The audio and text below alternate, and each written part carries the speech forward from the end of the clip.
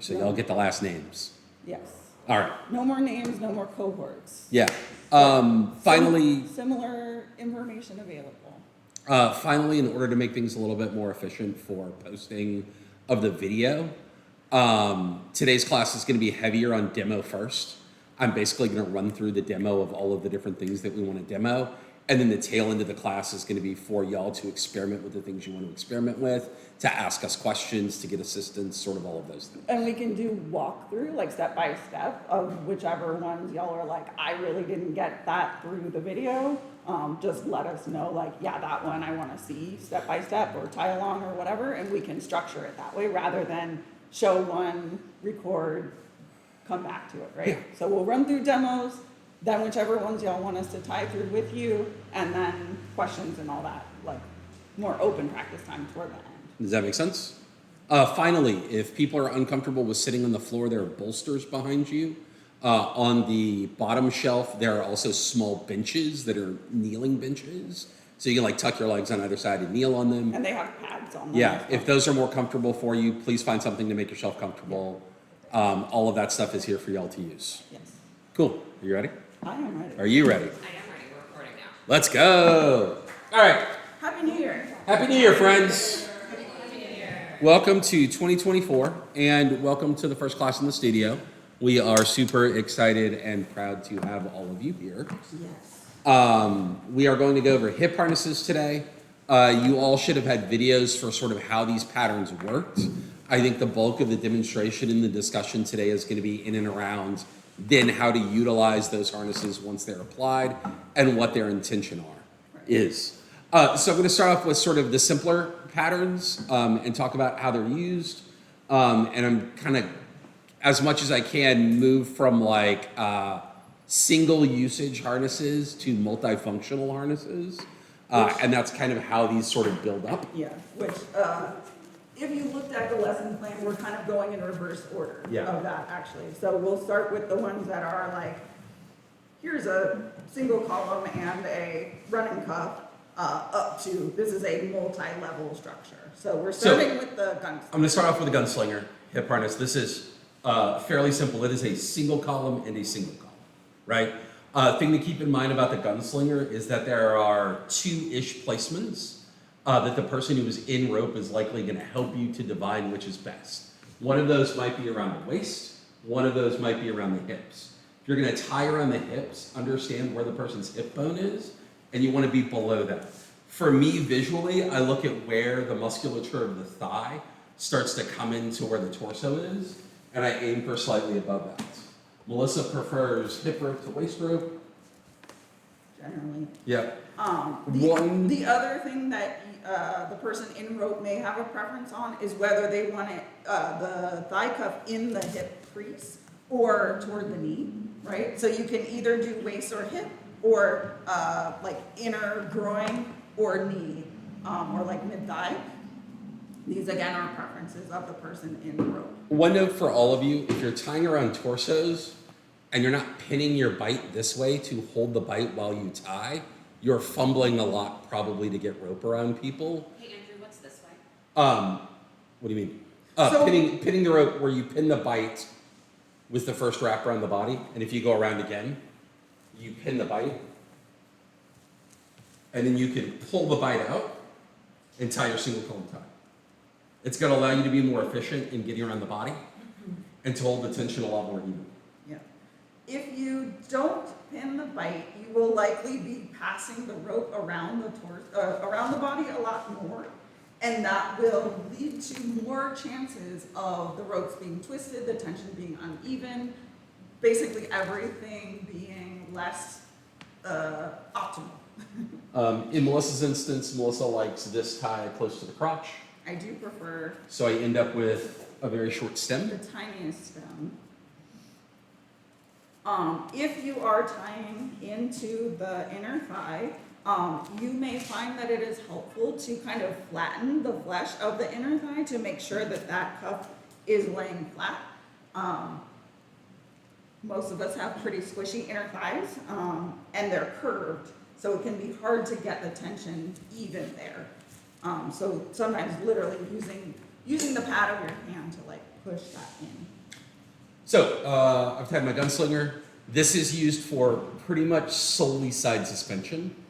And you want the stem portion of this tie to be on the side of the body that's closest to the upline. So this will be the bottom portion, this will be the up portion. So you attach. Can you say that again? So you want to make sure that you are attaching your hip harness, the stem for the harness, should go on the side that's going to be up. So especially if you have already tied someone's chest harness and attached an upline, please build the structure of your hip harness on the same side. We have made this mistake before. This is why we're cautioning you. Like I was already tied, and then he went and had this, my right arm up, and then he built the hip harness on the left side. And I was like, cool, we're not doing a torsion. You need to retie that. So, yeah. So make sure it's on the right side of the body. Yeah, the correct, the matching side. I gave you that so you have something to lean into, since we don't have a harness on it. Mhm. You can attach to this with just sort of an overhand knot. You don't need to do anything terribly flashy. When you say lean into, you mean you're going to attach this? Yeah. Okay. Attach this. I figured you could lean into it and show them. Sure. I have a question. Yes. When creating the stem for that, does it matter if it's like a long stem or a short stem, or is like the goal to have it as small as possible? So because the thigh cup is very close, you only have the option to have a short stem. If you were to prefer to have it at your knee, you're necessarily going to have a very long stem. So it kind of doesn't matter. What will matter is where you then attach. For our purposes, we're attaching at the stem, which is very narrow, right? As we have only a little bit of space there, because it's going to load between both the thigh and the hip. If you are putting it somewhere, the thigh cuff somewhere lower on the thigh, you are going to have more options, and that's going to then depend on the preference of the person in the rope, whether that person wants more support toward their knee or more toward their hips or waist, and that will vary then where you attach. Does that make sense? Does that answer your question? Yeah, it does. Right. That's going to be, you're going to have to play around a lot more with it to figure out what's comfortable. Would you ever do a water hanger attachment on You could. You could. What was the question? Would Oh, you would you do ever do a a Y hanger? Y hanger between the thigh and the hip harness? You absolutely could. Yeah. And that would probably be more useful if you had more distance between the two. Right? Because you're going to allow it to balance more evenly, or to your preference. Here, when they're this close together, it doesn't really matter. Heather? I was gonna say that when they're farther apart to do a Y hanger, you have to balance it, otherwise you're gonna get like a lot more pressure on one top of the other part. And I think when they're, I've noticed that when the stem is short and everything is just like sort of nicely compacted, the structure seems to feel and act more like a single structure than like component structure. Yes. Yeah, when it's further away, it becomes sort of more as though you have just single cups. But when it is close like this, it's one harness, right?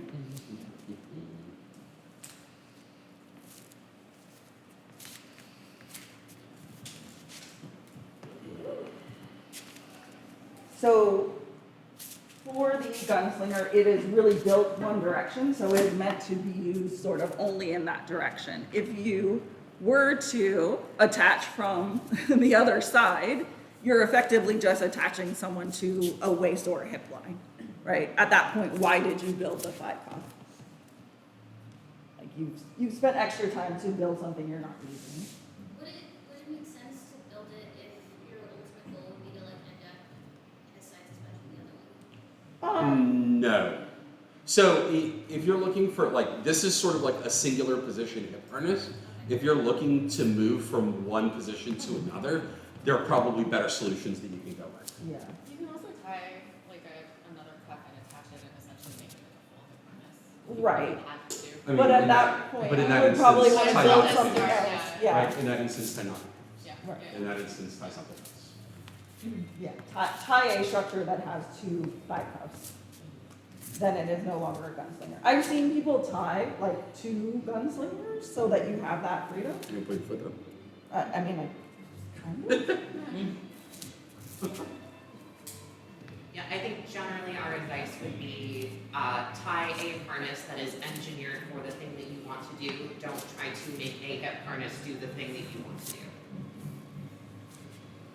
You will probably have more success using a pattern that is built for the thing you want to do rather than trying to adapt this thing to that purpose, if that makes sense.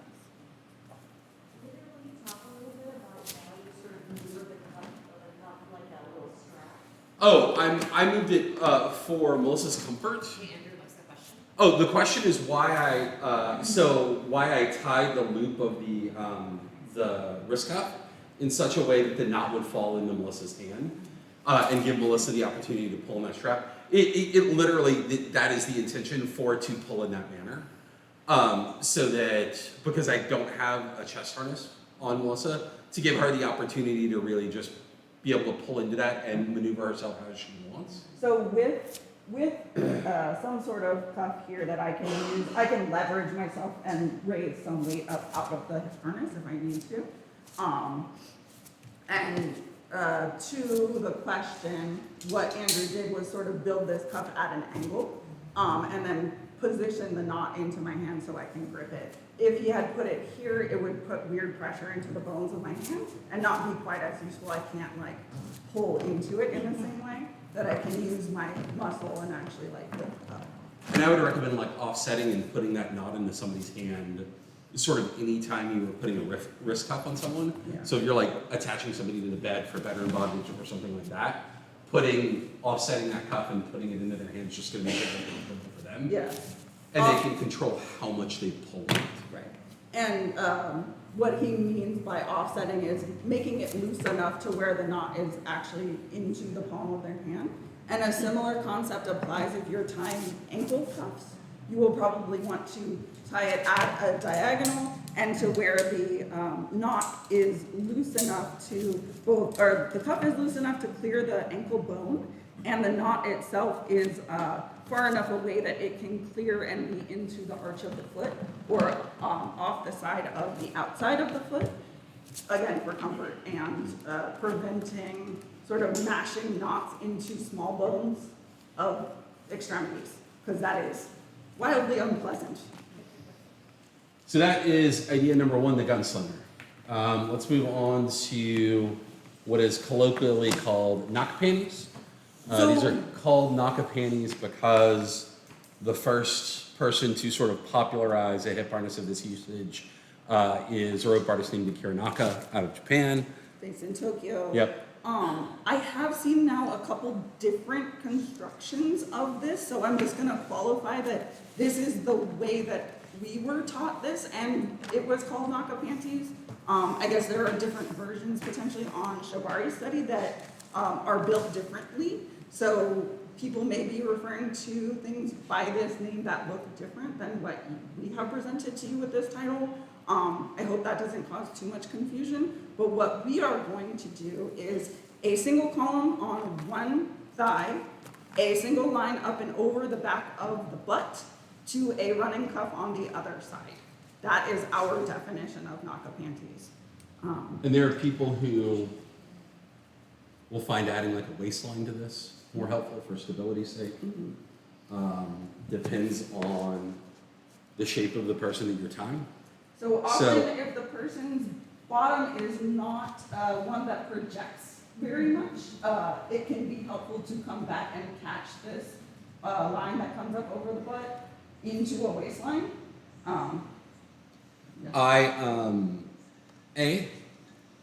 I aim for this to be high on the thigh, almost as though we're a pair of high-cut bikini bottoms. And then towards the flat of the back, all the way around to the front. And you want a good amount of tension on this line that is coming up and over. If that is too loose, it will just drop. It kind of doesn't matter how big the person's butt is. If you don't add enough tension there, it's gonna fall.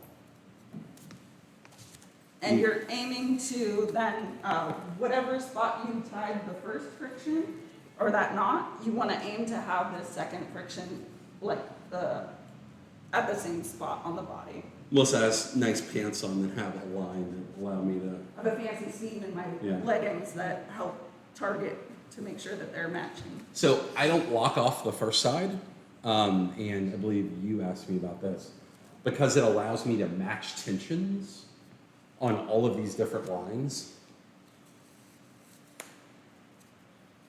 And then, He used enough rope to come back, all the way back across on me. lock them all off at once, Yeah. so So that they now- will stay the same tension. So now this entire band of 3 passes is all the same tension. So there are multiple ways that you can attach to this. For upright suspensions, it can be used to add stability by attaching this way, and it'll pull straight up into the butt. So from that line, up and over the butt, Yep. pull straight up. I have seen it used for attached to the cuff for sides. That's less stable. You could also, for upright, you could also do a giant Y hanger Yeah. between the 2 thigh cuffs, right? A giant Y hanger here connects and goes up rather than pulling from here. It's gonna basically achieve the same thing though, so I don't know why you would necessarily need to do that. The other way I've seen it used is for inversion and face up by attaching a Y hanger in the front between the 2 cuffs. So like So- from here. It would essentially be, turn this over towards the camera. Here, here.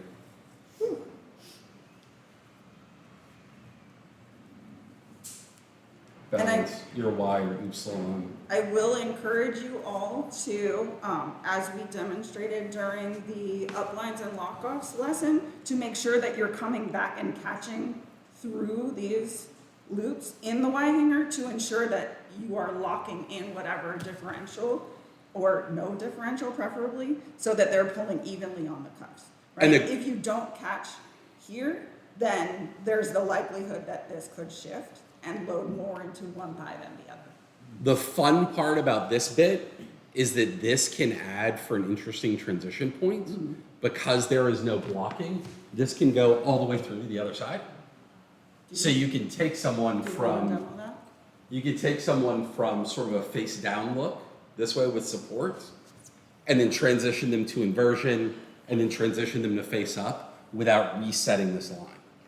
I will caution that it will likely bunch all of these lines in the cuffs as you do that, which can add a ton of pressure into the inner groin, which can be less than comfortable. Are you comfortable showing us I've honestly never seen this structure and I'm curious where all of the tension goes. Sure. Back on the body. I mean, it's difficult because for this is not a singular sort of self-sustaining hip harness. That's what I'm In the same way with a gunslinger, like I wouldn't just attach a gunslinger and attach a person to it.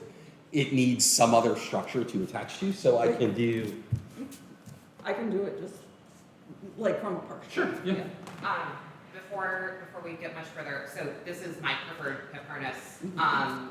You may have seen Andrew or Melissa doing this already. For any hip harness where you've got that thick band right under the button in the inner thighs, as you are tying it or after, it is really important to negotiate, hey, can I get right up in your groin and dress those cuffs? Because that piece of the body is so squishy and round, it is very easy for bits to get caught or pinched. Yep. Especially if you are doing something dynamic where that hanger is going to rotate around and through. You need to make sure there's not flesh caught, otherwise you will take skin with the upline when you move. So what you're going to get at this level, depending on how the body's placed, you're going to get support in the thighs, So but right you're now, also going to get it here sometimes. I'm depending- feeling it mostly in the butt, as Rocco would say, so the thigh, between the thigh and the butt.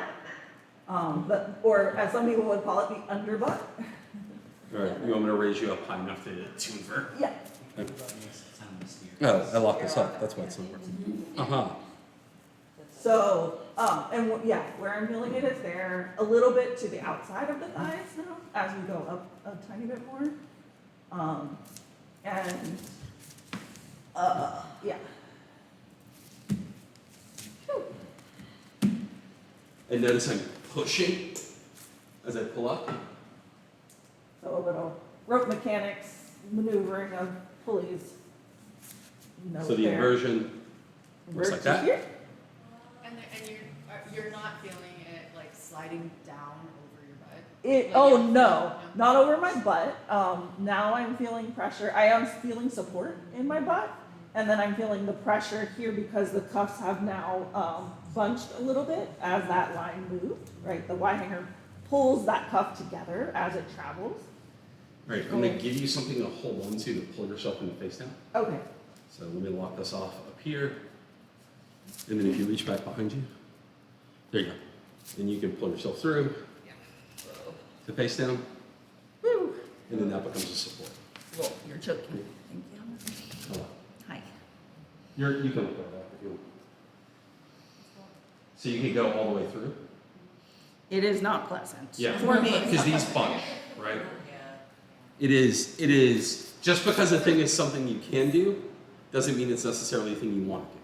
So the lines that are like on your butt, they Yeah. definitely, they got Loosen, slack. yeah. Yeah, and so now how are you feeling? Do you have any Yeah. fear that you might slip out of that? No. So the thigh cuffs are still very Very, yeah. secure. Yeah. The thing that's And- holding this on is the thigh cuffs. Yeah. It's not that bit that goes above the butt. But if you are really worried about it, like I said, you can attach that line to Right. an actual waistline. Because if you were now to flip back so that you're in a back bend, would the back line be supportive at all? Right now, no, Yeah. but it wasn't before either. Oh. It wasn't super supportive before either. No. So we'll grab your head. My other comment, like, as someone who prefers this furnace, if you want to do that sort of 360, that is very likely to cause abrasions on the bottom. So just make sure again that you are negotiating for that kind of intense sensation and potentially scraping. Yeah. For some people, that intense sensation is their shit. I And it's prefer, nothing they if I'm gonna be doing that, I prefer to be wearing some sort of leggings, right? Not a super slippery one, because to everybody's point, like, they can shift more if they're slippery. That's why I really like these leggings in particular. You see me wear them a lot for class, because they're more grippy. Question? Is there any way to make that particular hip harness a little bit more palatable for folks who have very sensitive sort of like thigh crease, inner thigh areas? So the question is there any way to make this particular hip harness more comfortable or more sustainable for people who do have very sensitive inner thigh area, right? So it depends. It depends on what. What It you're- depends on what negates that sensitivity for them, right? Yeah, but it So also there's- depends on what you are planning to do with it. And that one has to be in the crease, you can't move it down an inch or anything? So here's what's going to happen. In the ways that it's meant to be used, if you move it down an inch, when you just move gonna it, shift. it's going to want to move up into the crotch, which is just going to create that kind of scraping, right? It's also just gonna create more slack in your whole system, which is probably not what you want. It will also then, as a result of that slack, be more bunched up. So the end result would probably be less preferable for the person. I would recommend if the person you're tying has a lot of sensitivity there, I would probably not recommend using this dynamically, right? The person who we, sort of learned this as being inspired from them does a lot of really static suspension, and that's why it works for him, to my understanding. And it's also, the other bit is, I've got two questions, but the other bit is like, this is a great, this became a super huge boon to me for constructing patterns that don't start with the hands behind or don't start with a single column. So I build, and Melissa just did a class with one of our friends who like, cool, if you're gonna does not wanna be in a hands behind tie all day. And Melissa was like, well, what can we do? And I was like, no, just Anchor it here. Knocka panties, tie onto that, and then build the way you would build a TK with the So hands out. Rather than anchoring at the wrist, build the Knocka panties, anchor whatever you're gonna tie off of that butt line, and then build whatever. Go around the arms, use the same frictions that you would, build it in the exact same way that you would build a hands behind tie, and it will have all of the stability and utility of a hands behind tie without having someone's hands behind their back. So question and question. Yeah, I heard that it was at least a preference for Nora, I don't know, that you and Melissa to be in that harness. It depends what we're doing. And that's what I wanted to know, is where does that preference lie and why? For me, if we're doing something super dynamic, I would rather be in something more structured because I know it's not going to like shift and shear in that same way. I believe, well, I'll let Nora speak to their, Yeah. or Mo speak to their preference. For me, I really like that harness for a couple of reasons. One is that I prefer a waistline to a hip line. So Andrew or whoever is tying me can locate that top line a little bit higher. I really like harnesses that load directly on or under the ass. And I really hate lines across the circumference of my butt. Like that is a sensation that's really irritating for me. I don't want that support. So I from a sensation perspective, that's why I like this. I also really enjoy the amount of agency that I have when I am in it in terms of flexing into one thigh, both thighs. So it gives me a degree of agency in terms of what I'm experiencing in the tie. It also gives, from my experience, you have a lot of flexibility, like because of the hip flexor being so open, right? There's not lines coming like directly over the pelvic girdle here, so it allows you to move your leg pretty much as freely as you would like. Captain, do you have a comment or question? I like to tie hip harnesses on people that are new to suspension, because it gives me a quick way to give them a break on their arms, for example. If they're like, oh, my arms are kind of weird, I can put the hip harness on and put it in tension and they hang upside down while I fix something. So are you saying that you use this harness in particular for that?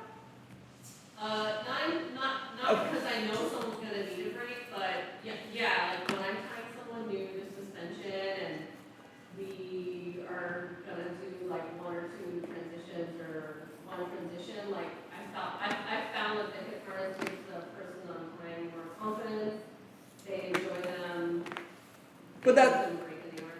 so it sounds like what you're saying, and please correct me if I'm wrong, is that hip harnesses in general allow for a rest break during transitions and suspension, but not necessarily the Knocka panties in particular. Oh, that's being the one I tie. Got it. I'm talking about that. Got it. Okay. Yeah, hip harnesses do that. And Yeah. Okay. the other thing I would say about Knocka panties is that they're easy to tie on the fly. Yeah.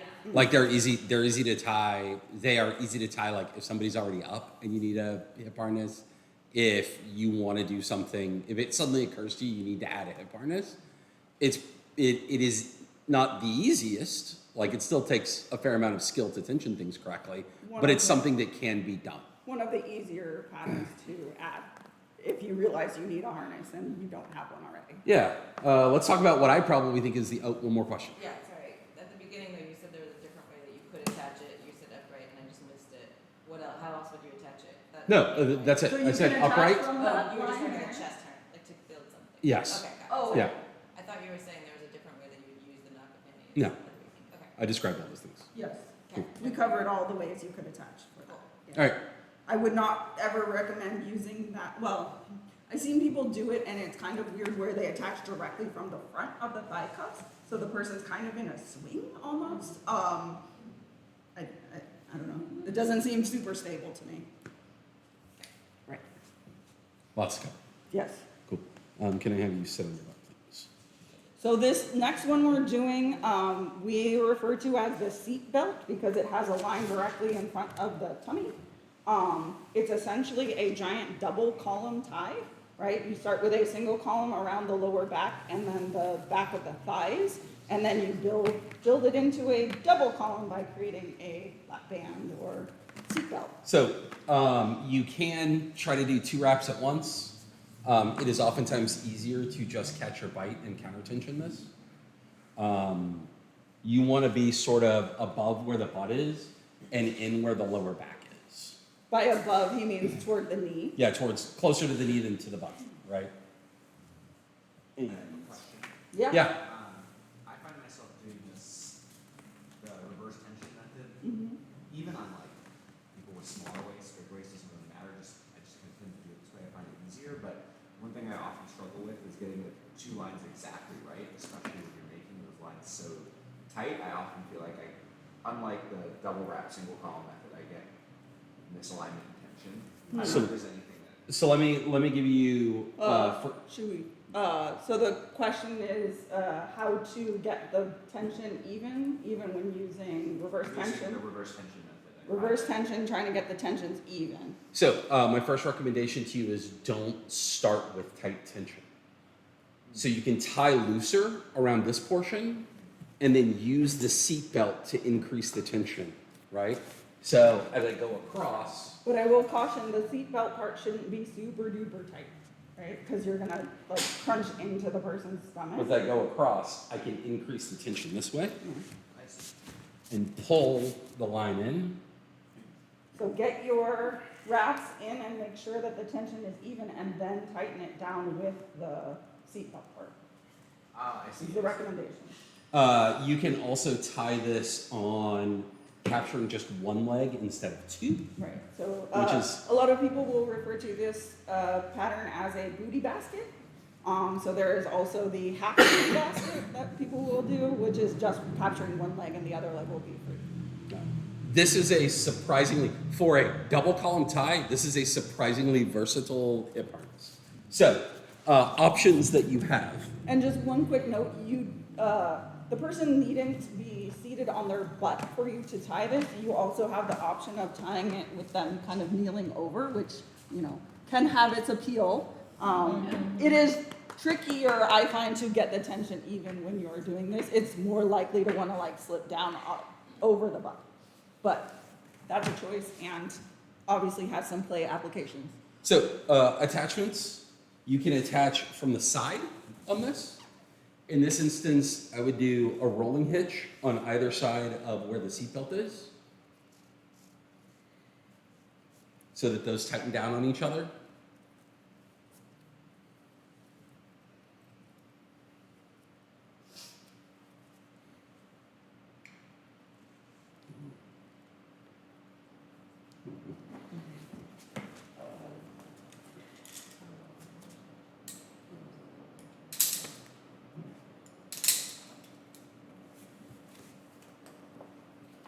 Do you use clover and rolling interchangeably? Yes. Okay. Right. They're slightly different, but yes, they're very similar. So essentially that. Essentially what? Essentially this. So attaching from the side using the rolling hitch and I'm up, right? Side. You can use this from the back So for someone to stand with. This is, I'm not going to do this one because it's harder to do without a chest harness. But essentially, attaching in the same way you would with Knocka panties. This way. Right? What attachment would you use? I would just, for me, put the single column around. I would just use a single column. Yes, tighten it down because otherwise it's gonna Yeah. slide. Right? Yes. Probably, Probably vulnerable to sliding anyway if you're doing anything. Yes, Yeah. but the tighter it can be to the line, the less likelihood you're adding friction. and then probably my favorite version of this on the back, please, is underneath under the butt line, To the waist. tie to the waist.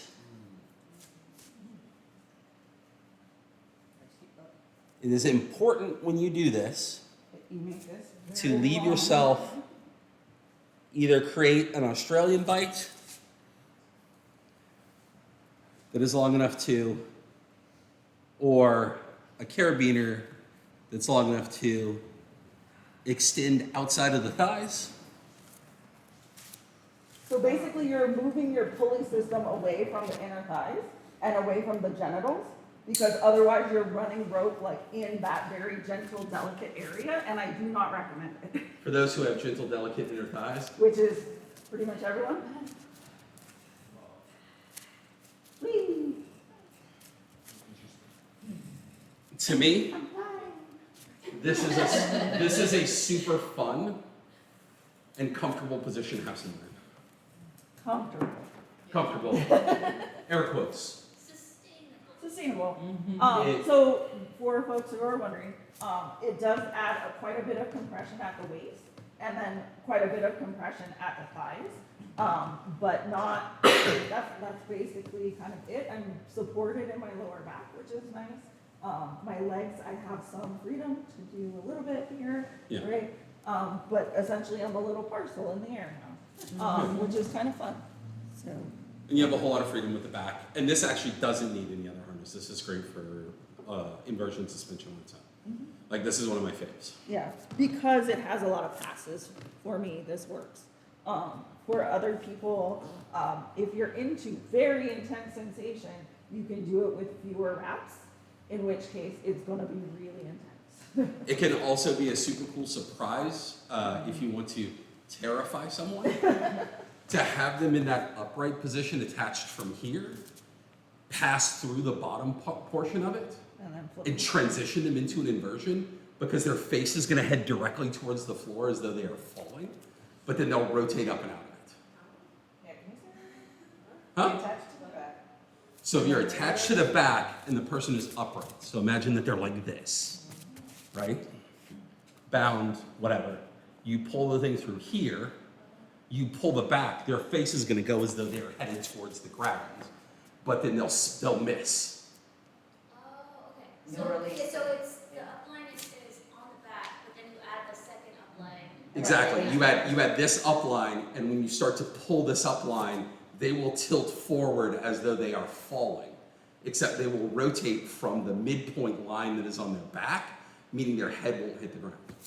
Negotiation note for folks who are maybe interested in that thing.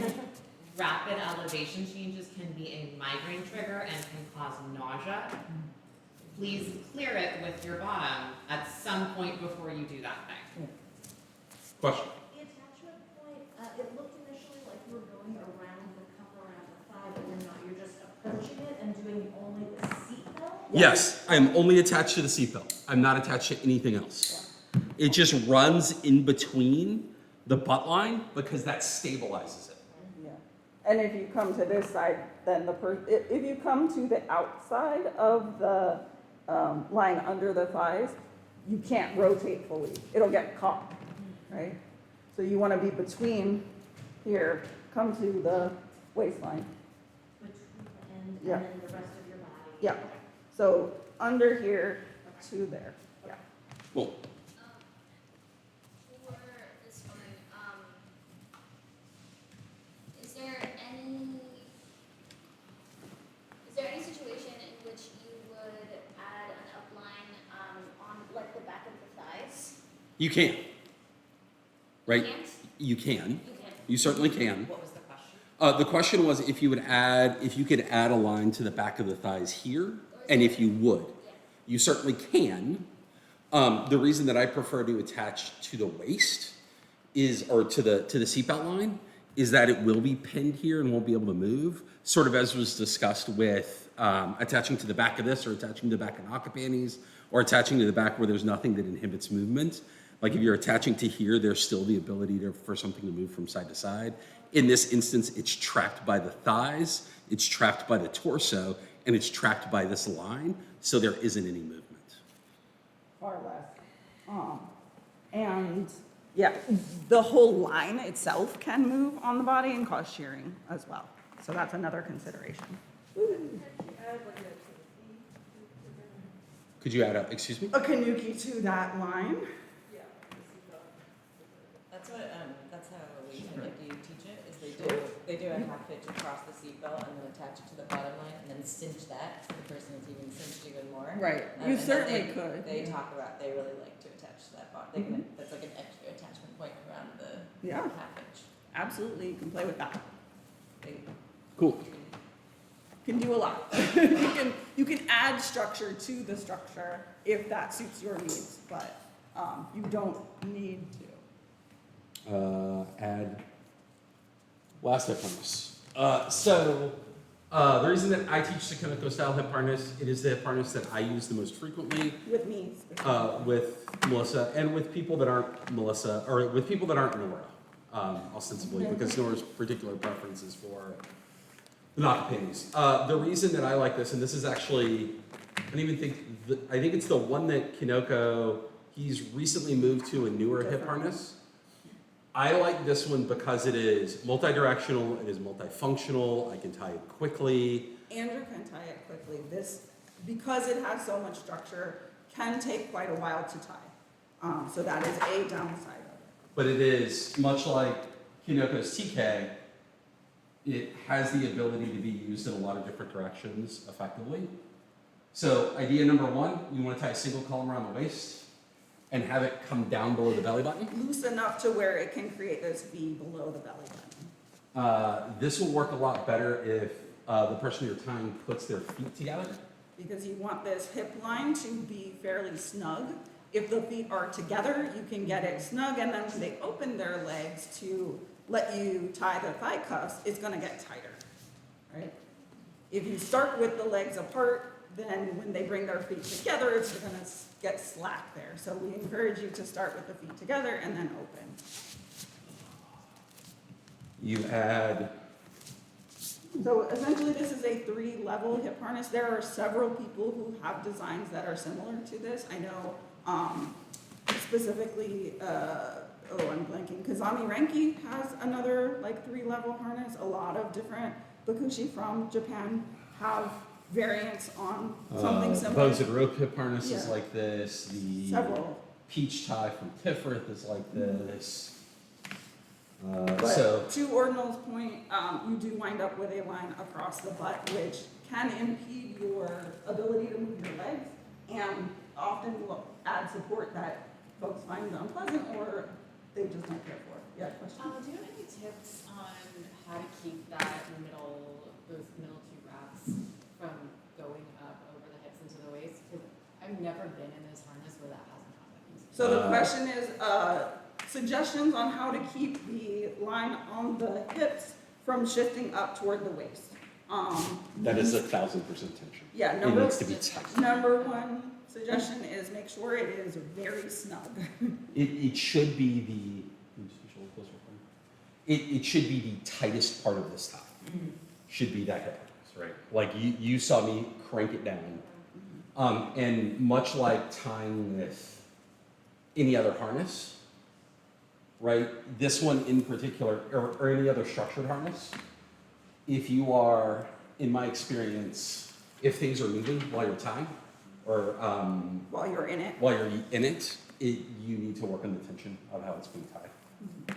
So we kind of glossed over, but we did thigh cuff up and over to the other thigh cuff. Yeah, but just as a refresher. Now we're building structure to essentially connect all 3 layers together. I don't worry too much about the exact execution of the order of operations of this portion of it. The main thing I keep in mind is I just want to make sure all 3 levels are connected to each other. I do because I'm prissy. Andrew has a very specific order that he does every time, and that includes like wrapping one direction, catching these frictions on the thigh cuffs. That I would recommend doing because it will lock those frictions in place and help reduce the chance of the tension of the thigh cuffs from shifting while the person's in it. Yeah, so I've never had a problem with the waist rope moving. I've had a problem with those. With these thigh with cuffs those thigh cuffs tightening. Inadvertently, so he comes back and like comes through to lock that friction in place. I find that to be super helpful. I do it when I tie this. I tie this for myself and do self-suspensions. It's a really good way to get good at the tensions on this harness because you get immediate feedback on how well or poorly you've tied it. So loading, and we'll sort of go back through all the stuff we talked about before. For side suspension, you can load this in the same way that you might load a Gunslinger. So you can Y-hanger here if somebody prefers hip tension. If they prefer waist tension, you can Y-hanger here, right? For upright, in the same way you did with Knocka panties, you can attach from here, you can also attach from here. For Being mindful that like for upright, I wouldn't super recommend this because these lines can travel, right? Yeah. The hip line and the waistline can both come up because they are not tensioned in the back to anything. If you were wanting to do that, I would recommend adding lines between these structures to prevent that traveling. Otherwise, you are going to get shearing and less grip. for face down, you can attach here. And that's super stable because it's into your pelvic girdle. I love that. For face up, there are sort of two options to attach. We refer to them as north, south, or east, west. So you can attach this way on either side of here. So basically above and below the hip line on the stem, or You can on- attach on either side of the hip line. Yeah. If you attach on either side of the hip line, it is going to distribute more weight into the hip line. Almost exclusively. If you attach above and below the hip line, it's going to distribute more weight between the three levels. So it depends. If someone hates waist rope, you're probably going to want to attach east-west. If they like waist rope, you're probably going to want to attach north-south.